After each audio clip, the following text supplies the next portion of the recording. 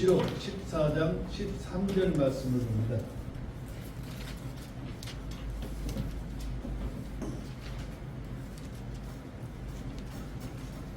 요한계시록 14장 13절입니다. 예, 찾으셨으면 한 절 같이 읽도록 하겠습니다. 또 내가 들으니 하늘로부터 한 음성이 나서 내게 이르되 기록하라. 이제부터 주 안에서 죽는 자들의 복이 있도다 하며 성령께서 이르시되 그러하다. 이것은 그들이 그들의 수고를 그치고 안식하게 하려 하매니 그들이 행위가 그들을 잇따르리라 하시더라. 아멘. 잠깐 기도하겠습니다. 걸어가시고 우리가 풍성하신 살아계신 하나님 아버지, 저희들은 날마다 입술로는 주님을 찬양한다 하면서 생각과 마음과 생각들은 주님 뜻에 합하지 않은 삶을 살며 더욱더 행위대로 주님의 영화롭게 하지 못하는 삶을 살고 있음을 이 시간도 회개하오니 주여 불쌍히 여기시고 저희 연약함을 아시는 주님께서 오늘도 저희들에게 풍성한 은혜 허락해 주시기 원합니다. 살아계신 하나님 아버지, 참으로 더러운 육신 가운데 죄를 지으며 살아가는 저희들은 주님이 말씀하신 대로 또한 기록된 성경대로 살지 못함을 이 시간으로 회개합니다. 용서하여 주시옵소서. 부족하고 연약한 종이 주의 말씀을 대언할 때에 주께서 우리 사랑하는 형제 자매들 마음속에 풍성한 은혜를 더해 주시기를 간절히 빌곤합니다. 모든 것을 성령께 의지합니다. 성령께서 이 예배를 온전히 주관하시고 저희들 몸과 마음과 성품과 정성을 다하는 예배가 될 수 있도록 도와주시옵소서. 걸어가신 예수님의 이름으로 기도합나이다. 아멘. 오늘 본문에서 주 안에서 죽는 자들은 복이 있도다 이렇게 말씀하십니다. 믿지 않는 사람들은 아침부터 죽음에 관한 말을 하면 기분 나쁘고 재수 없다고 할지 모르겠지만 예수 그리스도를 자신의 구원자로 믿는 사람들은 영원한 생명을 받은 자들이므로 육신의 죽음에 관해서는 믿지 않는 사람들과는 크게 다르다고 봅니다. 그리스도인들의 죽음은 멸망으로 가거나 지옥으로 가는 것이 아니라 하나님 아버지의 집에 주께서 예비하신 우리들을 위한 집, 즉 파라다이스로 가는 영원의 행복한 여행이기 때문에 거부하기보다는 사모해야 할 일이라 이렇게 여깁니다. 주님은 저와 여러분들이 거처할 집을 예비하시고 우리를 데리러 다시 오신다고 약속하셨습니다. 여러분들은 그렇지만 저는 이 말씀이 그렇게도 좋습니다. 요한복음 14장 1절 3절에서 그렇게 말씀을 하시죠. 너희는 마음에 근심하지 말라. 하나님을 믿고 또한 나를 믿으라. 내 아버지 집에 거할 곳이 많도다. 그렇지 않으면 내가 너희에게 말해 주었으리라.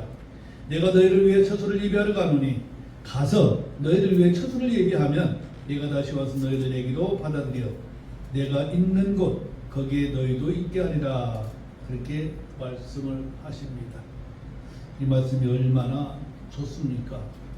여러분들도 공감하시는지는 모르겠습니다만 제가 요양보호사 교육을 받을 때 공부하면서 들으니 사람이 나이가 들어 늙으면 근심 걱정이 많아진다고 했습니다. 제 머릿속엔 주께서 하신 말씀이 살아 있습니다.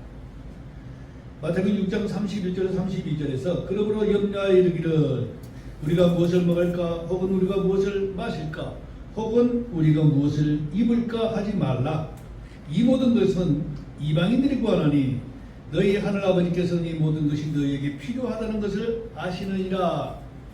그렇게 말씀하셨는데 나이가 들면서 삶의 현실에서는 주님을 믿지 않는 이방인들 같이 걱정이 많아집니다.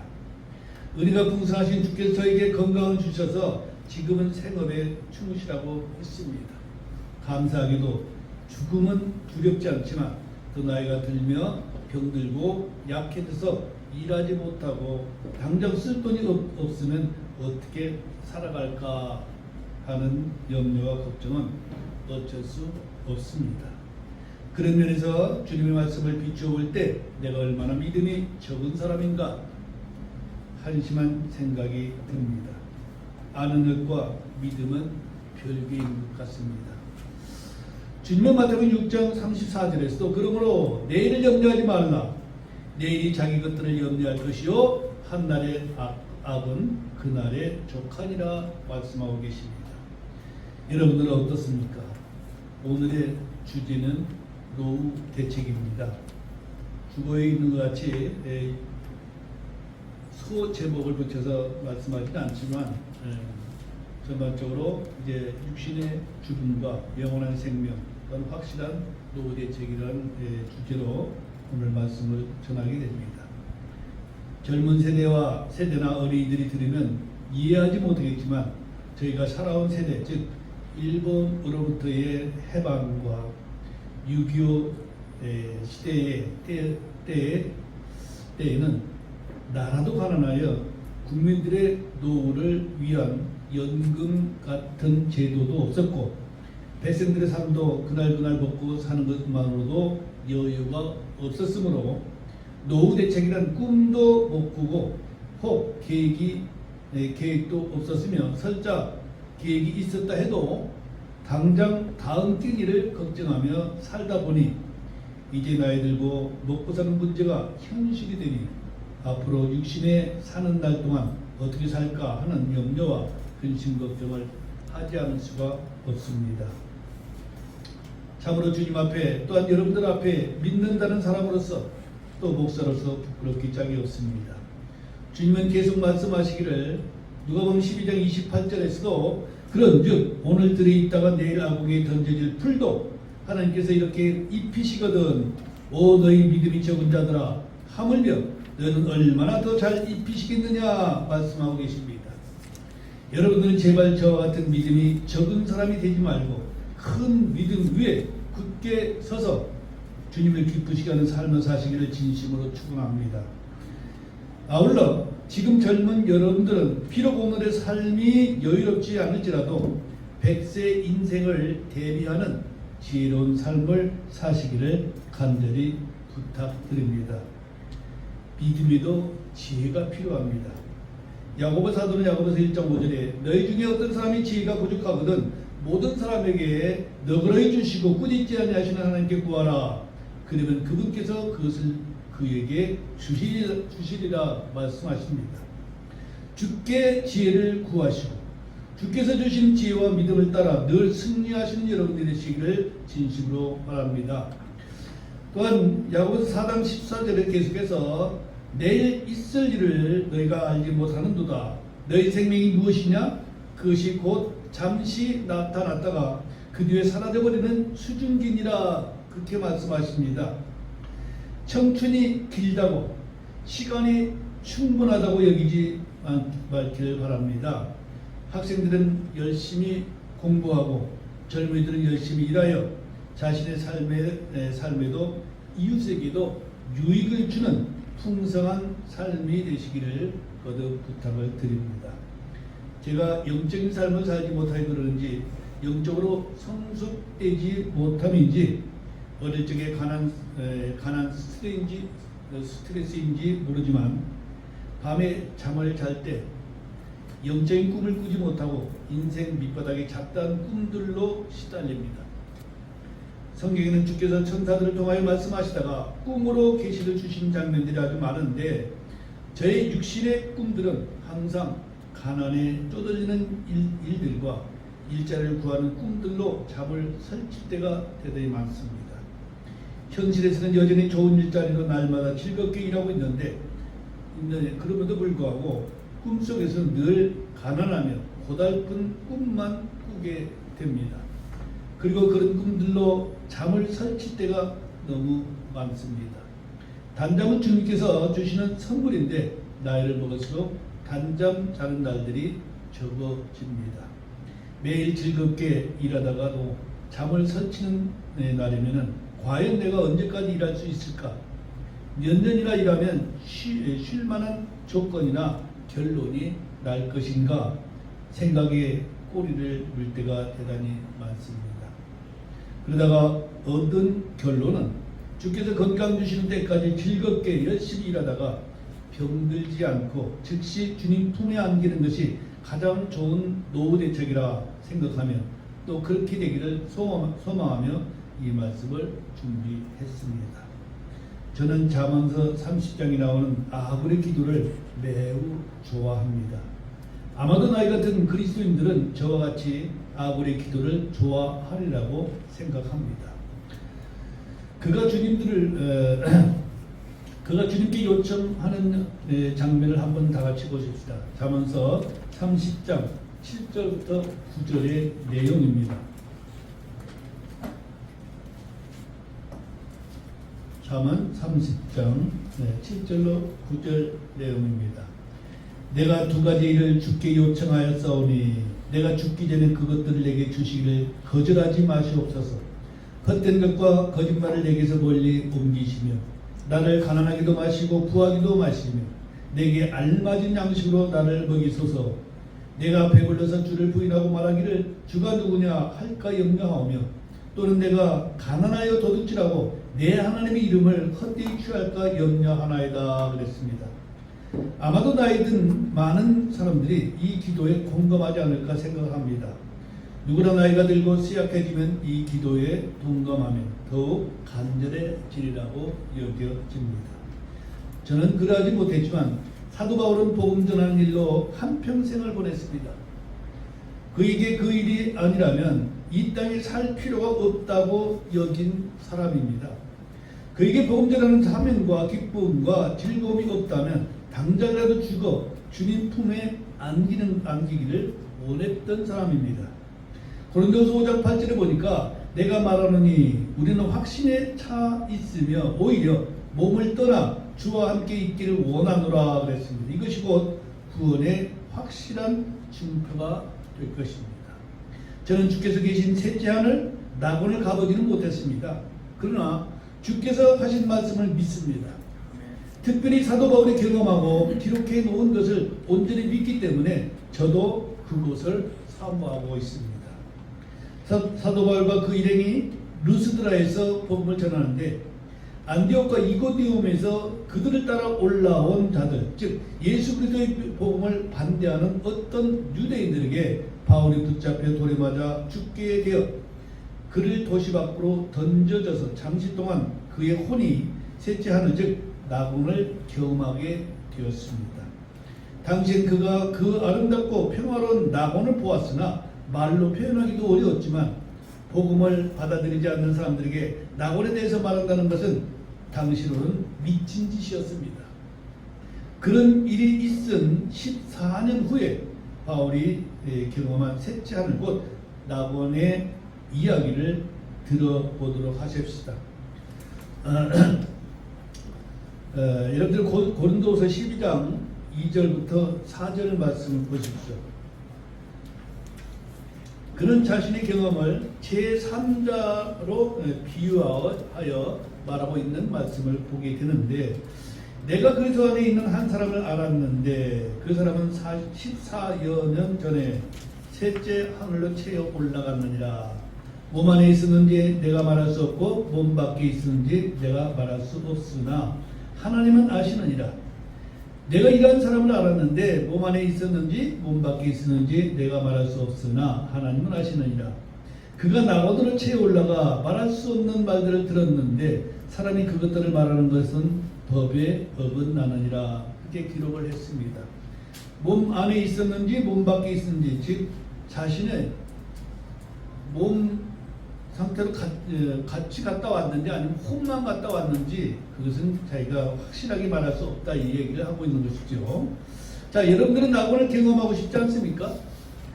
경험도 좋지만 저는 당장이라도 그것에 가고 싶습니다. 기록된 하나님의 말씀을 믿고 또 직접 경험한 사람의 간증을 듣고도 우리들이 장차 가게 될 낙원을 믿지 못한다면 이는 매우 심각한 일입니다. 사도 바울이 육신 안에 사는 것이 고달프기 때문에 어서 속히 그곳에 가기를 원한 것이 아닙니다. 그가 살아야 할 이유는 오직 복음 선포입니다. 사람들의 혼을 이겨오는 것입니다. 빌보서 1장 21절에서 이는 내게는 사는 것이 그리스도시요 죽는 것이 이득이기 때문이라. 23절 24절에는 이는 떠나서 그리스도와 함께 있기를 바라며 내가 둘 사이에 끼어 있기 때문이라. 떠나는 것이 훨씬 더 좋으나 그럼에도 불구하고 육체 안에 거하는 것이 너희를 위해 더 필요하니라. 그렇게 기록하고 있습니다. 사도 바울은 이 땅에 사는 것은 호식하기를 바라는 것이 아니라 오직 한 콘이라도 더 주님께로 이겨오는 것입니다.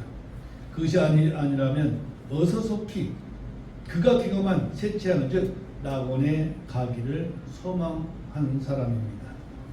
저는 주님을 만나기 전에도 웬일인지 죽음에 관한 대한 두려움은 별로 없었습니다.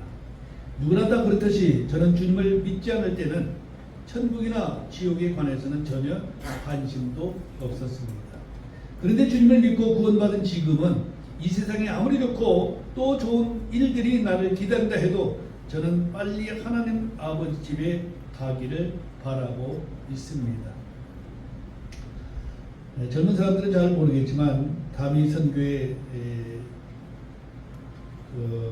휴거 사건이 일어났을 때 그 참 웃지 못할 사건들이 있었는데 자기는 휴거될 때니까 하던 갯돈을 빨리 탄다 아니면 최대한 다른 사람에게 돈을 빌려서라도 풍족하게 쓰고 가자 이런 일들이 있었습니다만은 세상에 아무리 좋은 일이 있어도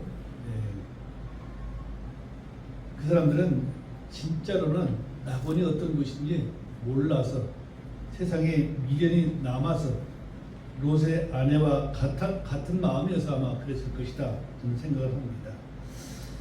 제가 예수 그리스도의 피로 죄 씻음을 받았고 영원한 생명을 얻었으며 아버지 집에 나를 위한 저택이 마련되어 있다는 사실을 알았고 그렇게 믿기 때문에 어서속히 그곳에 가는 것이 진실한 소망입니다. 물론 믿음으로 구원받은 사람들은 모두 같은 생각이겠지만 이것이 저의 진심이며 거부할 수 없는 사실입니다. 사실 구원받은 모든 성도들은 주 안에 있기 때문에 이미 복을 받은 것입니다.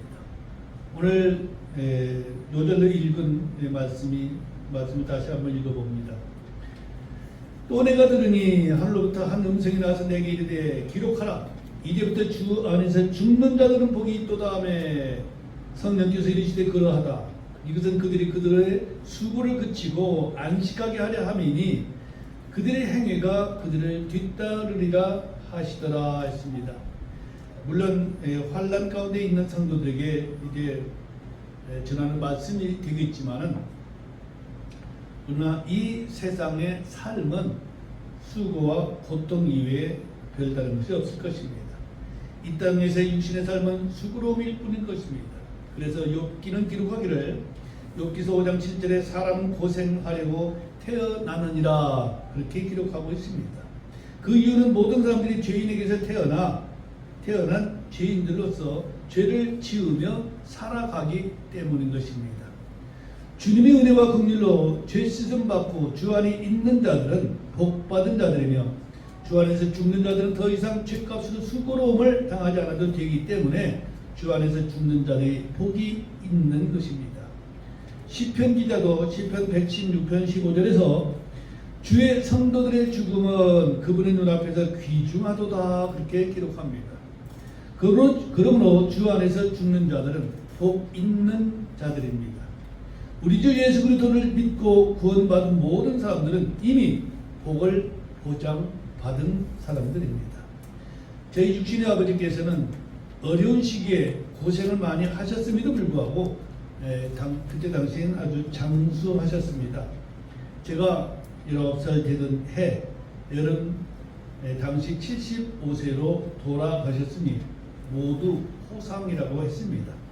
당시는 환갑인 60세만 살아도 장수했다는 시절이었기 때문입니다. 저는 왠지 이유는 몰라도 아버지 나이엔 75세까지만 살아도 충분하다는 생각을 하고 그렇게 말하기도 했습니다. 그랬는데 지금 저는 그 나이를 넘었습니다. 저는 오늘날의 기대 수명이나 평균 수명에는 미치지 못하지만 제 생각으로는 지금도 충분히 살았다고 여겨집니다. 주님은 마태복음 5장에 복이 있나니란 말씀으로 산에서 팔복을 선포하셨습니다. 모든 사람들이 그러하겠지만 특별히 지질이 가난했던 우리나라 사람들은 복받으라는 말을 정말로 좋아했습니다. 그러므로 해가 바뀔 때마다 제일 먼저 하는 인사가 뭡니까? 새해 복 많이 받으세요입니다. 지금은 많이 변했지만 한동안 교회에서 제일 많이 한 설교의 주제도 복 받으라였습니다. 지금은 그런 것들을 찾아보기 어렵지만 50대 60년 전만 해도 일상생활 곳곳에 복이 차고도 넘쳤습니다. 당시 대문이 있는 집에는 그 대문에 한자로 복자를 크게 써 붙였고 방 안에 깔아놓은 돗자리에도 복음을 새겼으며 밥상에도 수저에도 복자가 있고 한복의 동정이나 옷구름에도 복자가 있으며 심지어 고무신도 복자를 새긴 고무신이 있었습니다. 여러분들은 방바닥에 돗자리를 깔고 산 사람은 아무도 없을 것입니다만은 돗자리가 뭔지도 모르는 사람도 많을 것입니다. 자, 우리나라의 믿음의 선배들이 가장 좋아하던 성경 구절이 무엇인지 아십니까? 다 같이 한번 찾아보도록 하겠습니다. 신명기 28장 3절로 4절입니다. 신명기서 28장 3절로 4절. 예, 잘 썼으면 얼마나 복이 많은지 한번 봅시다. 시작. 네가 도시에서도 복을 받고 들에서도 복을 받을 것이며 내 몸의 열매와 내 땅의 열매와 내 가축의 열매와 내 암소의 번식과 내 양떼가 복을 받고 내 바구니와 내 쌓아둔 것이 복을 받을 것이며 내가 들어와도 복을 받고 나가도 복을 받을 것이니라. 아멘. 네가 들어와도 복을 받고 나가도 복을 받을 것이니라. 얼마나 좋습니까? 그런데 그런 복을 받으려면 하나님께서 하신 명령이 있는데 사람들은 그 명령들은 전혀 지키지 아니하면서 복을 달라고 밤낮을 가리지 않고 주께서 귀찮으실 정도로 복 달라고 부르짖습니다. 자, 그러면 그와 같은 복을 받으려면 어떻게 해야 할까요? 그 위에 1절, 2절 말씀을 보겠습니다.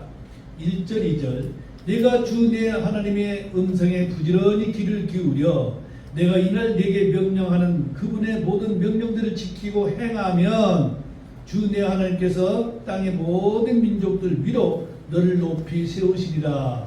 내가 주 내 하나님의 음성에 귀를 기울이면 이 모든 복이 내게 오며 너를 따라잡으리니. 그렇게 말씀을 하셨습니다. 복을 그냥 받는 것이 아닙니다. 주께서 이유 없이 복 주시지 않습니다. 그러면 복을 받으려면 어떻게 해야 됩니까? 하나님의 음성에 부지런히 귀를 기울여야 합니다. 두 번째로 하나님의 모든 명령을 지키고 행해야 복을 받는 것입니다. 그런데 거두절미 머리와 꼬리는 다 잘라버리고 들어와도 복을 받고 나가도 복을 받고 그것만 외치는 것이 바로 이기적인 사람들의 마음 심보라고 말할 수가 있겠습니다. 복을 받으려고 애쓰지 말고 복이 따라오도록 해야 하는 것이죠. 자, 믿음의 조상 아브라함은 주님의 명령을 행함으로써 복을 받았습니다. 창세기 18장 18절로 19절을 그렇게 기록하고 있습니다. 내가 보건대 아브라함은 분명히 크고 강력한 민족이 되며 땅의 모든 민족들이 그 안에서 복을 받으리니 이는 내가 그를 알기 때문이라. 그가 자기 아이들과 자기 뒤에 있을 자기 집안 사람들에게 명령함으로써 그들의 주의 길을 지켜 정의와 판단의 공의를 행하게 하리니 이로써 주가 친히 아브라함에 관하여 말하는 것을 그에게 이루리라 하시고 그랬습니다.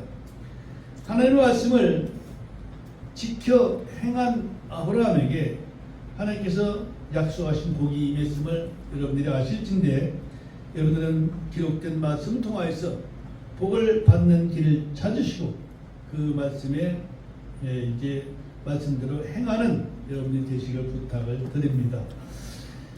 믿음이야말로 모든 복의 보증수표라 말할 수가 있습니다. 믿음이 충만할 때 말씀에 순종하며 담대한 행함이 동반이 됩니다. 그러한 믿음보다 더 좋은 노후 대책은 없을 것이라 저는 생각을 해서 이 말씀을 드리는 것입니다. 히브리서 11장 17절로 19절에 믿음으로 아브라함은 단련을 받을 때에 이삭을 바쳤으니 약속들을 받은 그가 자기 독생자를 바쳤느니라. 이 아들에 관하여는 주께서 이르시기를 이삭 안에서 네 씨가 부름을 받으리라 하셨느니라. 아브라함은 하나님께서 심지어 죽은 자들로부터 그를 일으키실 수 있다고 생각하였으므로 죽은 자들로부터 또한 그를 모형으로 받았느니라. 그렇게 아브라함의 믿음을 서술해 놓았습니다. 그런데 사람들은 하나님의 음성에 귀를 기울이지 않습니다.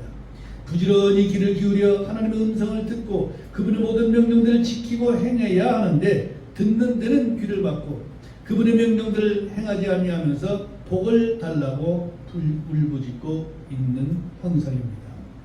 기록된 하나님의 말씀을 부지런히 읽고 그분의 명령들을 몸으로 행해야 하는데 몸은 움직이지 아니하면서 복만 달라고 아우성이지 않습니까? 은혜와 긍휼이 풍성하신 하나님이시지만 그분의 명령을 지키고 행하라는 말을 듣지 않는 성도들에게 어찌 해야 합니까? 주께서 다시 오실 때 어떤 사람에게 무엇을 근거로 보상을 줍니까? 주님은 그가 행한 대로 주신다고 말씀하고 계십니다. 누구든지 믿음으로 행한 것이 있어야 복이든지 보상이든지 받을 것입니다. 계시록 22장 12절 보고 넘어가겠습니다. 계시록 22장 12절입니다.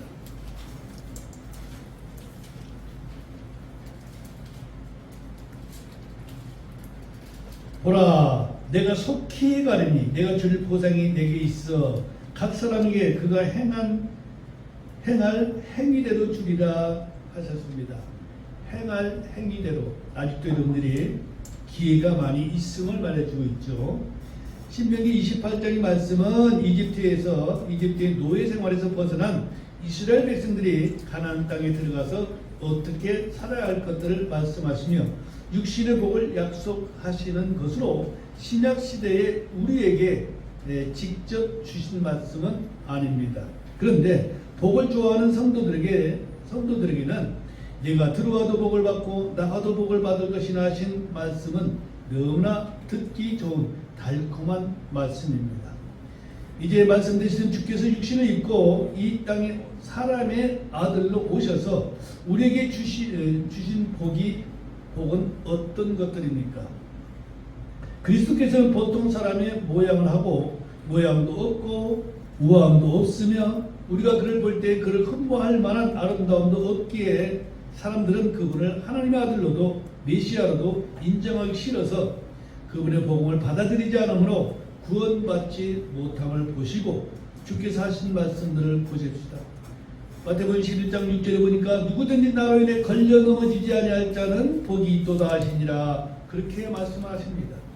주님 때문에 걸려 넘어진 자들이 누구입니까? 당시 종교 지도자들은 기록된 하나님의 말씀으로 오신 주님을 믿기는커녕 그분이 누구인지 알아보지도 못하고 그분을 배척하고 십자가에 매달음으로써 그들이 믿지 못함으로 넘어진 것입니다. 그러므로 주께서 자신 때문에 걸려 넘어지지 아니할 자는 복이 있다고 말씀하셨습니다. 주님을 믿고 구원받은 저와 여러분들은 걸려 넘어지지 않은 사람들입니다. 그야말로 복받은 자들이죠. 또한 그 당시 배움도 없고 사람들이 천박하게 여기는 어부를 직업으로 살아가던 제자들은 하나님의 아들이신 예수 그리스도를 알아보고 그분의 말씀을 들음으로 복이 있다는 말씀을 듣게 됩니다. 마태복음 13장 16절에서 그러나 너희 눈은 봄으로 너희 귀는 들음으로 복이 있도다 말씀하셨습니다. 주께 부름받은 제자들 가운데 나이가 가장 많았던 베드로는 그분이 그리스도시요 살아계신 하나님의 아들이심을 믿고 고백함으로 예수님에게 복이 있다는 말씀을 들었습니다. 마태복음 16장 16절 17절에 시몬 베드로가 대답하여 이르되 주께서는 그리스도시요 살아계신 하나님의 아들이시니이다 하매 예수님께서 그에게 응답하여 이르시되 바요라 시몬아 네가 복이 있도다. 살과 피가 그것을 내게 계시하지 아니하였고 하늘에 계신 내 아버지께서 하셨느니라. 그렇게 말씀하셨죠.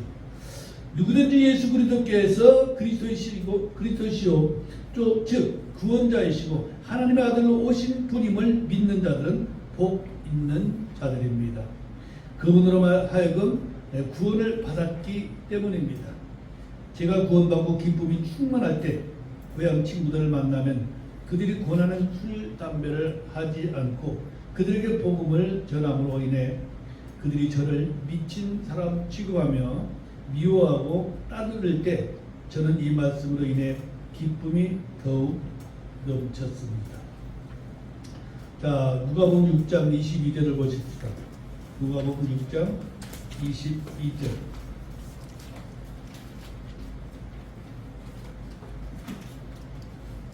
누가복음 6장 22절에 보니까 사람의 아들로 인해 사람들이 너희를 미워하고 자기들 모임에서 너희를 따돌리며 너희를 모욕하고 너희 이름을 악한 것으로 여겨 내버릴 때에 너희에게 복이 있나니 그렇게 말씀하셨으므로 분명 저는 복 있는 사람입니다. 지금은 이 세상 사람은 아니지만 제가 사랑하는 한 고향 친구는 제가 그에게 복음을 전했다가 그가 화를 내며 나를 더 이상 자기의 친구로 여기지도 않았던 그를 생각하면 지금도 마음이 참으로 마음이 아픕니다. 그는 예수 그리스도를 받아들이지 않았으므로 걸려 넘어진 자로 복이 없는 자였고 저는 예수 그리스도를 복음을 받아들이고 구원 받았으므로 걸려 넘어지지 않은 자로서 복을 받은 자입니다. 주께서 말씀하시기를 누가복음 7장 23절에도 누구든지 나로 인해 걸려 넘어지지 아니할 자는 복이 있도다 하시니라 하셨기 때문입니다. 저는 결혼하고 두 아이를 낳은 뒤에 복음을 듣고 믿음으로 구원받았습니다. 그리고 늦은 나이에 신학을 했는데 낮에는 보험 설계사로 거리를 헤매고 밤이면 공부를 했습니다. 당시엔 돈을 번다기보다는 복음을 전하는 일로 동대문 평화시장을 일터로 삼고 인생의 가장 중요하고 보장이 확실한 보험을 들라고 외치며 다녔습니다. 화재보험은 불행하기도 불이 났을 때에 대비하여 예비하지만 확실하거나 충분한 보장은 어렵습니다. 그러나 누구든지 복음을 받아들이고 구원자 예수 그리스도를 믿으면 하나님 아버지의 집에 맨션은 100% 당첨되며 영원한 생명을 보장받게 됨을 매일 외치며 살았습니다. 더러는 무슨 이야기인지 들어보자는 사람들도 있었지만 대다수는 미친 사람이 할 일 없이 떠들고 다닌다고 불쌍하다며 혀를 차는 사람들이 많았습니다.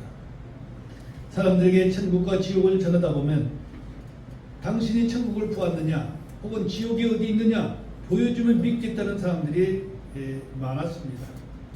그러나 무엇인가를 보여주며 믿으라는 것 같이 웃기는 일도 없을 것입니다. 이게 찬송가입니다. 여러분들 찬송가라는 것 사실을 믿으시길 바랍니다. 이렇게 얘기할 필요가 있어요. 누구든지 찬송가를 보면 그 찬송 가진 거 믿고 자식도 할 필요 없습니다. 그래서 사도 바울은 고린도서 5장 7절에 그렇게 말을 합니다. 우리는 믿음으로 걷고 보는 것으로 걷지 아니하노라 그렇게 기록하고 있습니다. 보는 것을 믿는 것은 믿는 것이 아닙니다. 보이지 아니하는 것, 즉 저와 여러분들의 영원한 생명 이미 가졌지만 보이지 않습니다. 또한 우리가 갈 하늘나라, 즉 낙원도 지금 볼 수는 없습니다. 그러나 믿습니다. 동료 제자들에게 주님의 부활의 소식을 듣고도 믿지 않는 도마에게 주님께서 친히 찾아가셔서 말씀하고 계십니다. 요한복음 20장 29절에서 예수님께서 그에게 이르시되 도마야 너는 나를 보았으므로 믿었으나 보지 않고도 믿은 자들은 복이 있도다 하시니라 하십니다. 여러분들이 예수님의 부활의 모습을 보지 못했죠? 저도 보지 못했습니다. 그렇지만 여러분들은 예수님의 부활을 믿죠? 저도 믿습니다. 더 나아가 여러분들도 부활할 것을 믿죠? 저도 확실히 부활할 것을 믿습니다. 그렇다면 저와 여러분들이 이미 복을 받은 사람들입니다. 아멘. 아멘. 혼의 구원을 받은 사람들은 우리를 구원해 주신 주님을 보지 못했지만 그분을 사랑하고 그분을 믿습니다. 베드로전서 1장 8절로 9절에 너희가 그분을 보지 못하였으나 사랑하는도다.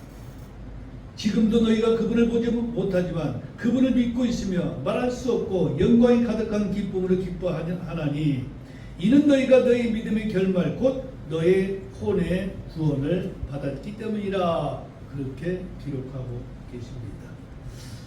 사람들이 우리가 전하는 것을 보여주면 믿는다고 말하지만 무엇인가를 보여준다고 그가 만족하지 않을 것입니다. 세상 최고의 부귀영화를 누려보고 최고의 권세와 권력을 누리며 그의 지혜에 대해서 세상 사람들이 부러움을 한 몸에 받고 살았던 솔로몬은 보는 눈의 만족과 듣는 귀의 만족은 없다고 기록해 놓았습니다. 전도서 1장 8절 보겠습니다. 구약성경 전도서 1장 8절. 과연 솔로몬은 자기가 누린 영광, 자기가 누린 권세, 또한 모든 부귀영화를 누린 것을 뭐라고 말을 하고 있을까? 전도서 1장 8절입니다. 모든 것이 수고로 가득하여 사람이 그것을 말할 수 없나니 눈은 보는 것으로 만족하지 아니하고 귀는 듣는 것으로 채워지지 아니하느니라 함과 같습니다. 모든 사람들이 죄 가운데 태어나서 죄를 지으며 살아가지만 그 모든 죄들을 용서받은 사람들은 가장 복받은 자들입니다. 주께서 보혈의 피를 흘려 우리 믿는 자들의 모든 죄를 씻어주시고 더 이상 죄로 보지 아니하시고 죄가 없다고 여김 받는 저와 여러분들이 가장 복받은 자들입니다. 로마서 4장 8절에 주께서 죄가 없다고 여기실 사람은 복이 있도다 함과 같으니라 했습니다. 이제 각자의 죽음은 주님께 맡기시고 주께서 이리로 올라오라 하시는 날까지 하나님의 책에 기록된 대언의 말씀들을 지킴으로써 주께서 주신 복을 잃지 않는 저와 여러분들이 되시기를 축원합니다. 계시록 22장 7절 아까 읽은 말씀에서 보라 내가 속히 가리니 이 책의 대언의 말씀들을 지키는 자는 복이 있도다. 여러분들이 매일 읽는 성경 말씀을 부지런히 읽고 읽음으로 끝나지 마시고 지켜나가신 여러분들이 되시길 부탁을 드립니다. 오늘 말씀의 결론은 우리 모든 구원받은 사람들의 노후 대책인 멘션이 준비되어 있다는 사실을 전한 것입니다.